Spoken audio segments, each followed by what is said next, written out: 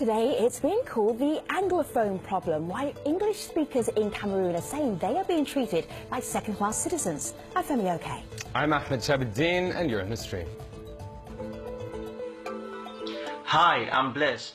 I pitched the story on the protests taking place in the English-speaking regions of Cameroon because I want us to have a platform where we can discuss the issues raised by the protesters and look for a way forward. I'm in the stream. That was Bless Eong, a member of our community, asking the stream to cover the protests in his country, and that's what we're going to be discussing today. For months, minority English-speaking lawyers, teachers, and students have been striking over what they say is the dominance of French in their institutions. France and Britain controlled parts of Cameroon until 1961. Now just 2 of the country's 10 regions speak English. Students, teachers and lawyers there say that not enough educators and judges speak English. Materials are often available only in French and job opportunities are limited. Protests recently turned deadly when government forces shot 4 people involved in the strikes. The government says it acted in self-defense and is open to discussing the challenges faced by Anglophones. Here to help us talk about all of this, we're joined by Issa Tarome Bakari. He's the Minister of Communications for Cameroon. He also joins us from Yaoundé, the capital. Eugene Mfongwa is the editor of the Standard Tribune. He's also in Yaoundé. Harmony Bobga Mbutum is the president of the Northwest Lawyers Association, one of the groups that has been leading the strikes, and he's in Bamenda. That's the largest English-speaking city. And Amarine Bafoun is the founder of El Citoyen. That's a blog for civic opinions and activism. She's in Dakar, Senegal. Welcome, everybody. For somebody who's outside of Cameroon, they may find it a little difficult to understand what is going on between English speakers and French speakers. Harmony, if you gave me one concrete example of how English speakers are at a disadvantage in Cameroon, what would it be? Actually, there is a construct that is politically motivated.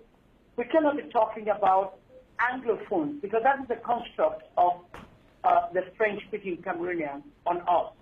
We are talking here about 2 entities that came into an experiment to have a federal union. And the bigger part, that is the Republic of Cameroon that had independence on the 1st of January 1960, maneuvers its way to frustrate in the first constitutional experiment talks in Fumban to make sure that there was no federal constitution to guarantee our separate identity. And that manipulation has continued, and it has come to the point where the aspects of the economy, the judiciary, and the administration, public administration, have made the Southern Cameroonians the lesser people in the country that they were trying to forge out when Southern Cameroon followed East Cameroon, the Republic of Cameroon, Okay. by earning their independence on the 1st of October 19. All right. So I hear you. I hear you. And we Whereas, actually did a quick sort of summary of the history, so we don't spend the entire show talking about history. But what I wanted to hear was Harmony's described English speakers as lesser people, Eugene, but I didn't hear a concrete example of how do we understand this better. This challenge. okay, let me give you. I needed to give No, I'm going to ask background. Eugene. Harmony, I'm going to ask Eugene. Harmony, hold tight. Yeah. Eugene, give me a concrete example. Yes. Yes, of course. And what Harmony has been trying to explain is the fact that Cameroonians of English-speaking expression have consistently, across the board, occupied only second-level position in the administration of the country. There has never been a president. Right now, as we speak, the president of the republic is francophone. The president of the Supreme, the chief judge of the Supreme Court is francophone.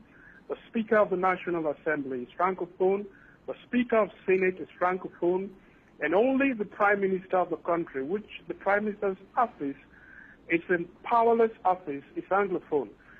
There are these kinds of examples across the board, whether it's state corporations, all of the big public institutions are headed by Francophones. Now, in Cameroon, there are some very powerful local administrators called prefects and sub-prefects.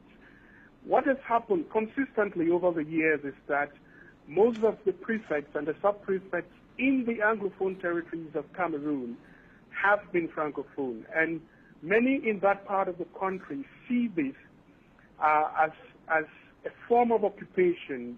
They call it a form of annexation and a form of assimilation, ensuring that the country becomes Francophonized, and that slowly the English and Anglo-Saxon culture that the Anglophone inherited. And Eugene, I want to interrupt you right there because you're bringing up some of these terms that we keep hearing online. People using terms like annexation, colonialism. A lot of people pointing to, for example, what Ngala points out on Twitter here: constitutional reforms, the use of language as a tool for colonization, saying that natural resources in the English zone are controlled by them. Anne-Marie, at the top of the show, we actually had a little short video from Bless, who pitched this show to us from Cameroon. They also sent us some comments about the underlying causes here. Take a listen. I'd love to get your thoughts on this. This is Bless. Okay. Well, I think the strike action that we have seen in recent weeks in Cameroon is just a reflection of a bigger problem. The way everything has happened so fast, it's evident that people had had a lot of pain and anger, frustration in their hearts, and they were just looking for the slightest opportunity to express exactly how they feel. So I think the government needs to do more to look into the original causes of this thing. Anne-Marie, the underlying causes? Yes, I lived in that part of the country about 10 years ago, so I was waiting for that. I was waiting for this situation. And I think, I will not say they are wrong, because it's true that they are considered as second-class citizens. As Eugene said earlier, there is that problem. They are like administrated by French-speaking people who are not familiar with their ways. So this is a problem. That's why they are talking about annexation, because they think that French-speaking Cameroonians want to be on top of them, even in their part of the country. Minister, is any of this news to you? Well, first of all, I would like to say hi to my brothers and sisters, and thank you, Al Jazeera, for giving us the opportunity to talk to each other. As far as the government is concerned, I'm the Minister of Communication, spokesperson of the government. As far as the government is concerned, there is no taboo. Whatever kind of problem we do have, it is always possible to settle them, to get them addressed, to get them solved. First of all, I want you to know that enshrined in our Constitution, we have two official languages of equal importance. Two official languages of equal importance.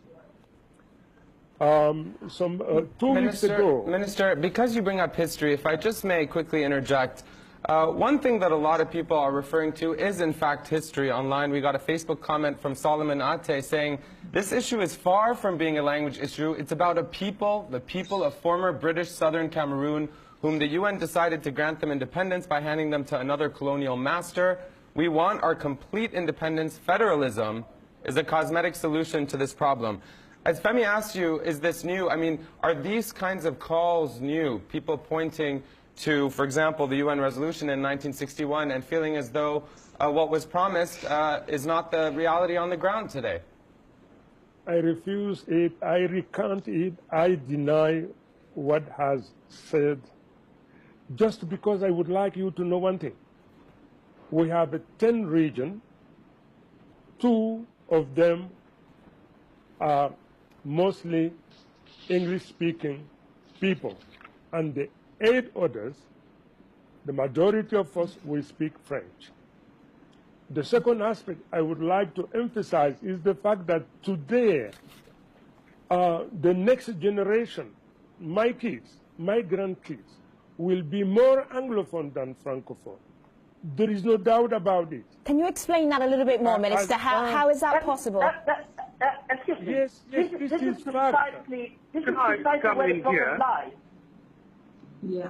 You see, I beg your pardon? This is precisely where the problem lies. The minister is beginning oh no, his contribution like somebody from the middle. Harmony, hold tight for a moment. Let me just find out from the minister how his children are going to be more Anglophone than previous generations. Just briefly, Minister, because it's a debate, and I want to get that. After him to say something. Yeah, Harmony, hold tight for a moment. Let the minister just explain that, and then you can continue. I'm okay. First of all, that's okay. Moderator, please. Minister, Minister, let's have the discussion and fewer appeals to myself, because I'm interested in what you have to say. Tell us how the next generation are going to be more Anglophone than now. I have 3 daughters. The 3 of them are more fluent in English than in French. I have 3 daughters, madam, right now. I said that they are more fluent in English than in French. All over the country, you have bilingual countries all over the country. So let me just bring in Harmony. Harmony, go ahead. What did you want to say? What did you want to add? This is fact. You cannot deny it. Harmony, go ahead. See, what the minister is saying is that they have succeeded in neutralizing the state of Southern Cameroon that came into union with them. And they have used language as a tool of adulteration of the identity. So Harmony, you're beginning to repeat yourself, because you made that point very strongly right at the beginning of the show. Anne-Marie, let me show you something here. No, I'm giving you concretely. Yes. I'm giving you concretely. Well, make it swifter. Go ahead. There is a process of annihilating the Southern Cameroon identity. Take for example, we have the court in the common law jurisdiction of Southwest and Northwest region, and the majority of magistrates who preside over the court and in the legal department are French-speaking and trained in the civil law system, which is diametrically different from the common law system that we came into the union with. All right, Harmony, take a pause for a moment. Harmony, take a pause for a moment. Harmony. Yeah. Let me just ask the minister, why does that happen? Why have you got French-speaking judges in English-speaking territories? It's a deliberate measure to make sure. Harmony, you are not the Minister of Communications, the last time I checked. Let's listen to the minister and see if we can actually make some progress in this conversation. Minister. Okay. This is a dictatorship, madam. He's a lawyer, but this is a dictatorship. Please let me express myself on behalf of the government, please. Minister, please go ahead.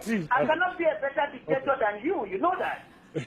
Okay, please, let me explain. Let me explain. Dear madam, the Prime Minister put in place an institutional framework tasked to examine all the problems. Minister, when was this framework put in place? Are you talking about the Commission to look into the grievances of Anglophone speaking? Yes, indeed. Yes. How's this Commission doing? Because what I asked you is, why are there French-speaking judges in English-speaking territories? Why would that happen? But on behalf of integration, it sounds chaotic and disastrous. No, not at all, not at all. I am sorry to deny, to gainsay what you said, madam. No, I'm happy to be for the pushback, but if you send a French-speaking judge to an English-speaking territory, how does that work? You have English-speaking people who are working in the Francophone zone. Can they deny this? Yes, but Minister, if I just may interject. If everyone could just, for 1 second, I want to bring in the community here. Obviously, I know that everyone's feeling very heated. Anne-Marie, I saw you wanted to get in there as well. But Minister, to Femi's kind of point, the one that she's raising, many people from Cameroon, such as Kwachu here, saying, I am a student of the University of Bamenda, and can you imagine they keep deploying professors who can't speak English? The question is, why is this continuing? Anne-Marie, did you want to jump in? Before jumping in and answering that, can I ask a question to the minister, please?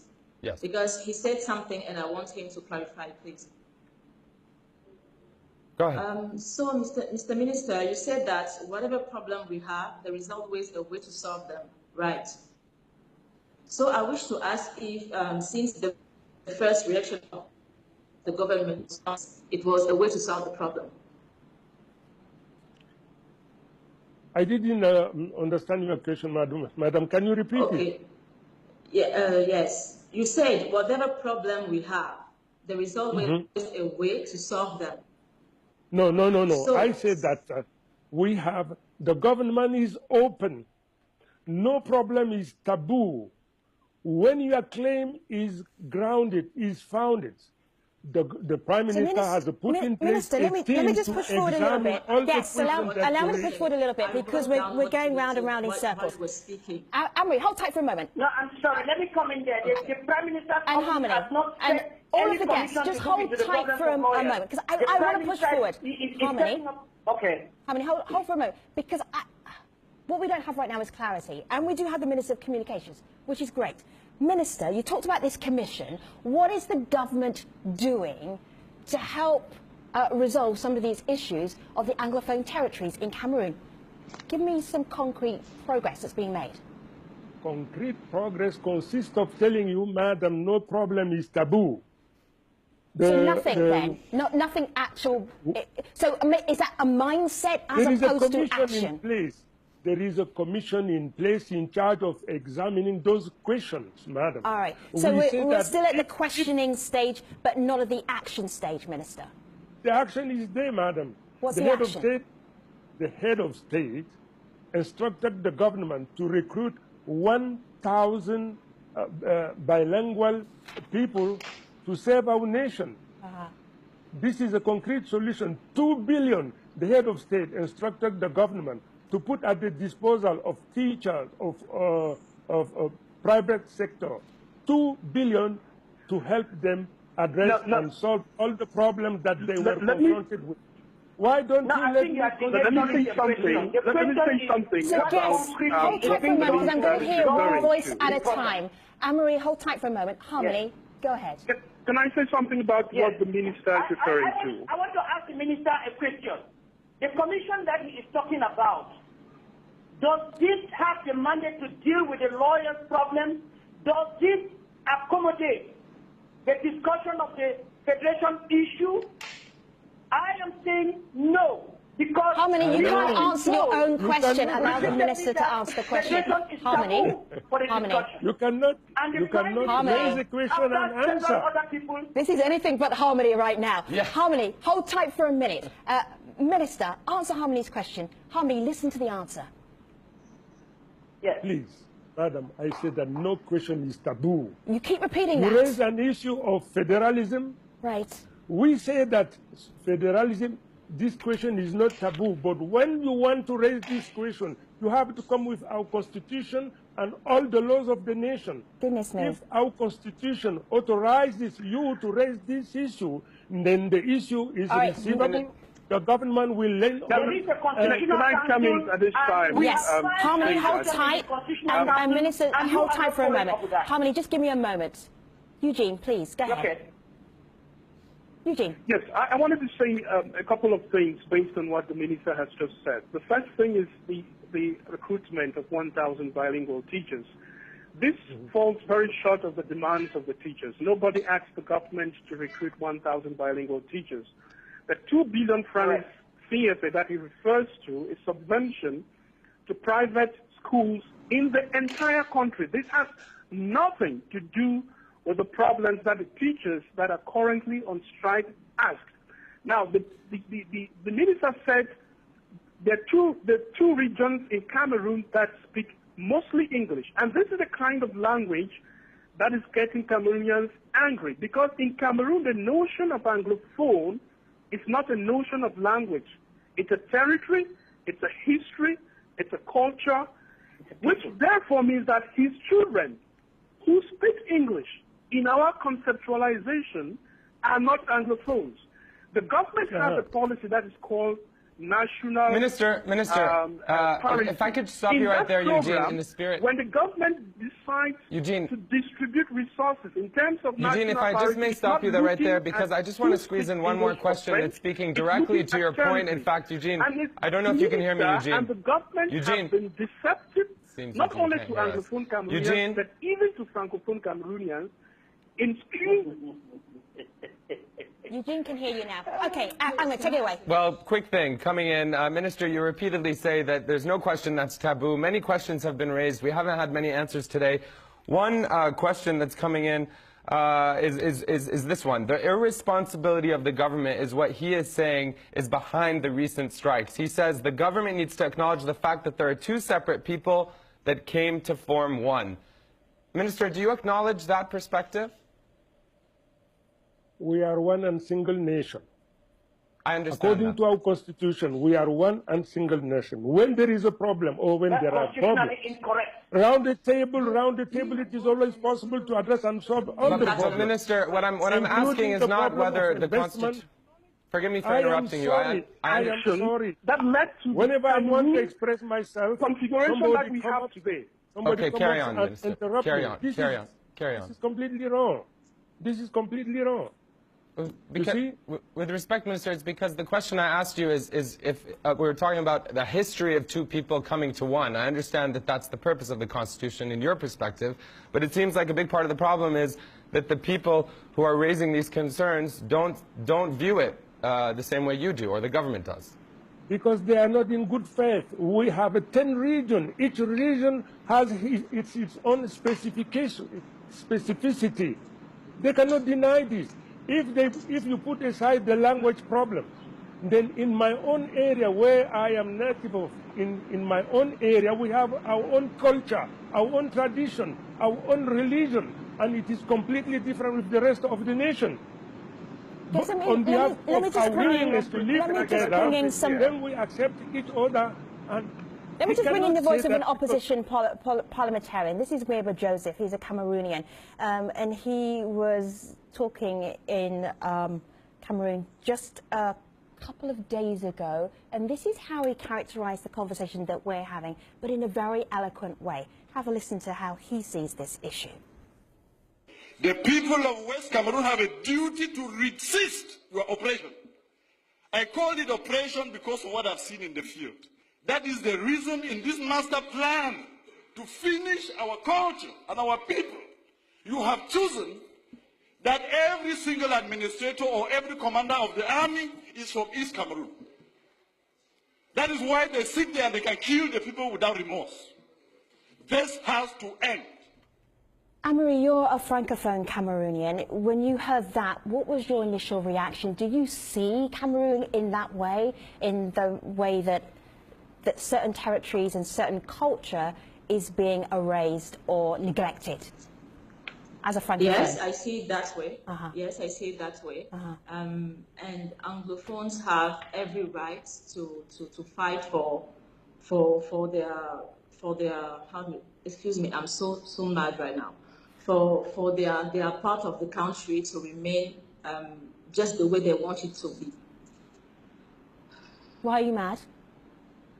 Because, I'm sorry, but what the minister is saying is not true. Because I asked him one question based on what he said, and he said that he never said that.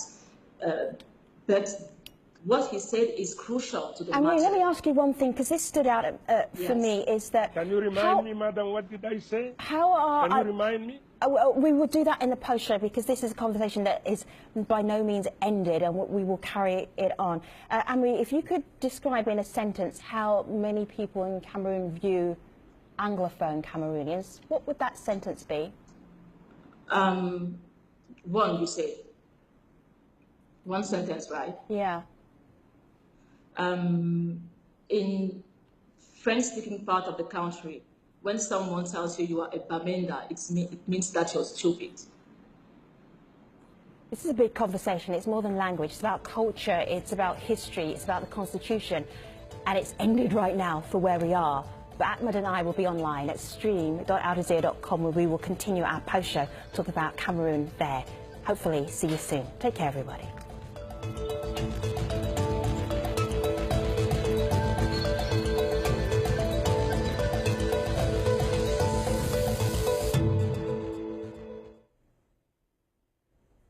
Okay, and we're talking about language discrimination in Cameroon and also more than that between the protests that have sprung up in two territories in Cameroon and how that fits into society right now and what the government is doing about it. So many questions for you, Minister. I think we should do a quick fire round with you and see if you can answer as many as possible. Ahmed, do you want to start? Yeah, you know, a lot of people, Minister, want to hear from you and they want to hear these things clarified, specifically when it comes to the realities on the ground, what life is like, not in the political realm. Ian sent us this video about that. Let's listen into what Ian had to say. You cannot deny the fact that English-speaking regions in Cameroon have been underdeveloped for too long. You cannot deny the fact that the common law system and Anglo-Saxon educations have been hijacked. The government needs to accept these and look at the demands of the southern Cameroonians and call all stakeholders to the table so that we can all dialogue and find a peaceful resolution to these problems. Minister, what would you respond to, Ian? As far as the development is concerned, I say he's completely wrong. Let me take the example of my own region. We don't have a university in my region.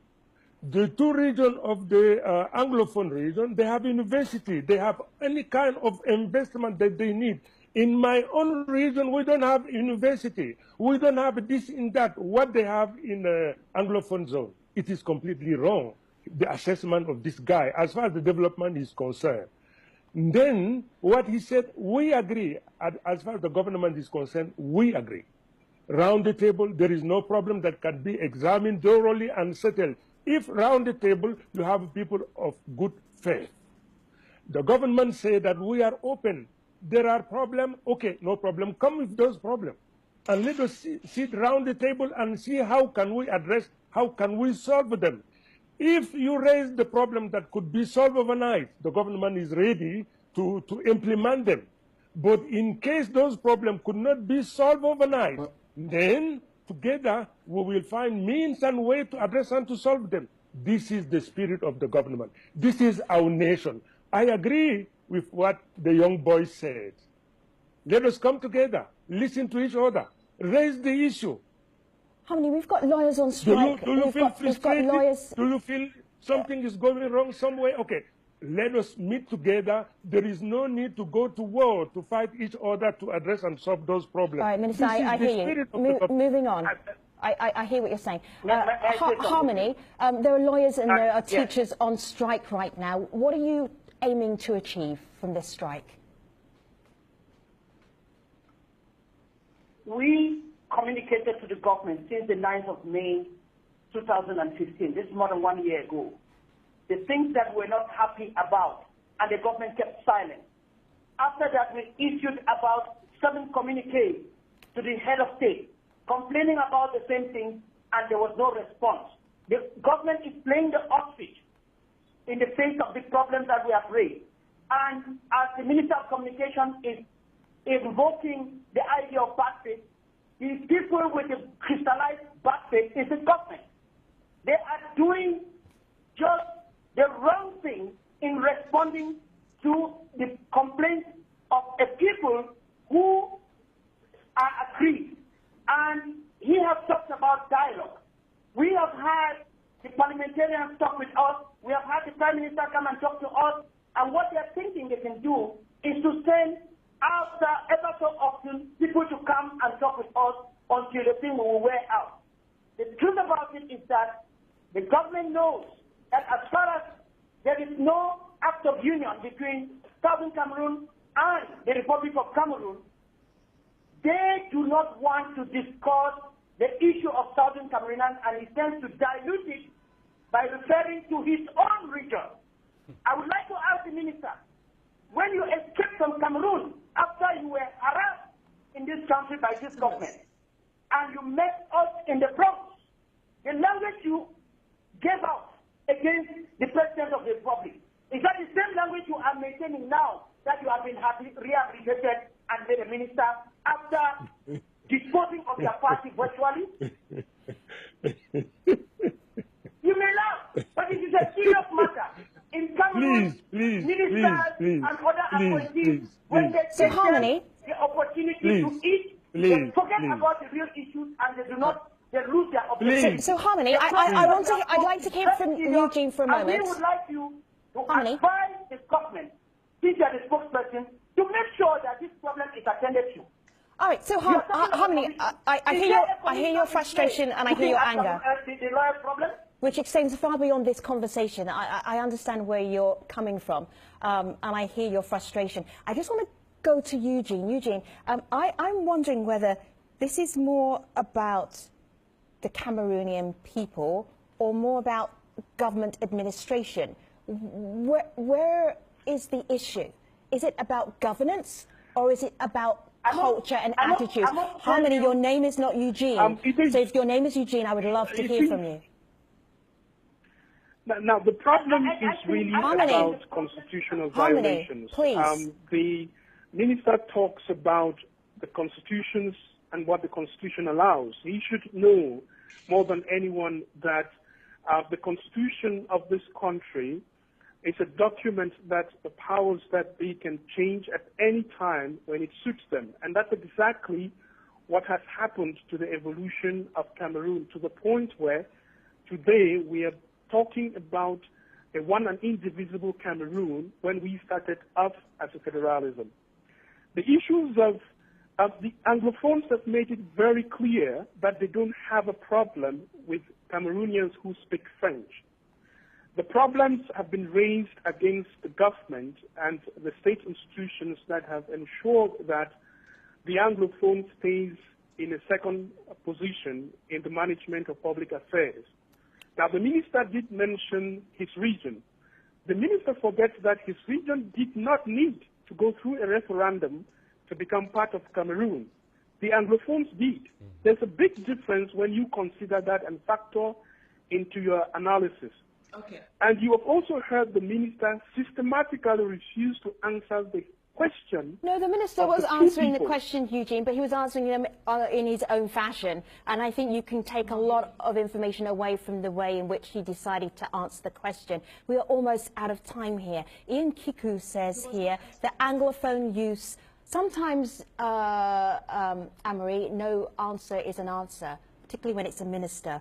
Ian Kiku says Anglophone youths are amongst the brightest minds but can't find jobs or positions of leadership based on meritocracy. This to me feels like it's perhaps the most important point that's been made in this entire conversation about the young people of Cameroon feeling that they're left out of the mix. Minister? Thank you, Madam. I totally and completely disagree with what the lawyer said. I'm a politician. I'm a political leader. I am free to choose my way. And if I am wrong, this is my problem. This is not your problem. I will never allow you to be a dictator who will tell me what I have to do. Please, when you were speaking, I was silent, listening to you religiously. Now I am talking, I have the floor. If you don't want me to express myself, then I leave the floor. Something that is not correct, I have to interrupt. Harmony, you should listen, and then then we debate backwards and forwards. Otherwise, it just turns into mayhem. Minister, finish up quickly. We're right at the end of the show. Okay. What I want to say is that as far as the youth is concerned, we have a problem.